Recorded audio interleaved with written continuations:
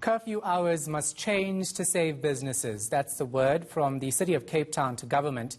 The city says lost trading hours means businesses are struggling to keep afloat. It's written to Cooperative Governance Minister Nkosazana Dlamini-Zuma to reconsider the curfew hours. Lindsay Dentlinger following this story for us. She joins us live. So, Lindsay, of course, the city does have a point. Question is whether they'll be listened to. Yeah, Shahan, that is the big question, but they're saying they're doing whatever they can to help businesses survive. As you know, the lockdown has been the death knell for many restaurants and bars, especially in the heart of the city. Today, we just went down Long Street again. So many institutions which have been there for over a decade having to shut their doors during the lockdown. But Shahan, I managed to speak to at least 2 restaurateurs who started up businesses during the lockdown. Quite unusual.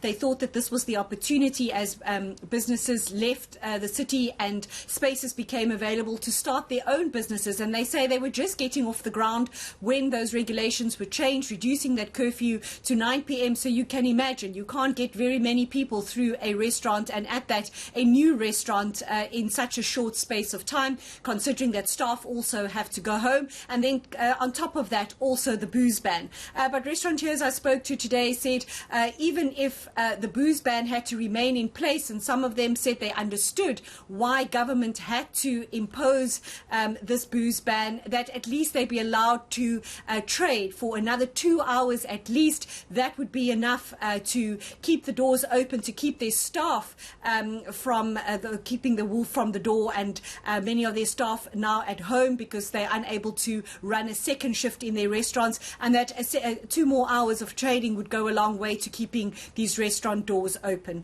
But let's take a listen to some of those restaurateurs I spoke to earlier today.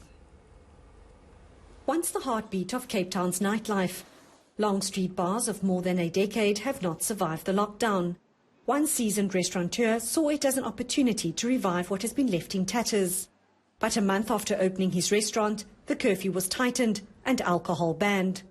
On the 28th, when the announcement was made, we lost multiple bookings. We lost nearly 80 packs in bookings over the next 4 or 5 days, which was a direct impact on rentals, salaries, everything you can think of. It crushed us. Another co-owner of several city restaurants says even with the booze ban in effect, an extended curfew could save businesses and jobs. It's an absolute nightmare. And we understand where the government's going with the liquor ban and all that, but the problem is the curfew. They can ban the alcohol, no problem, but keep us trading longer, The City of Cape Town says it's already made all the concessions it can to save the hospitality sector. We are confident that by extending the curfew on the strict condition of the implementation of the health and safety measures, we will be able to give these sectors the lifeline they need to stay open and save jobs. Literally all of my staff are at home. The staff that I have now are volunteering.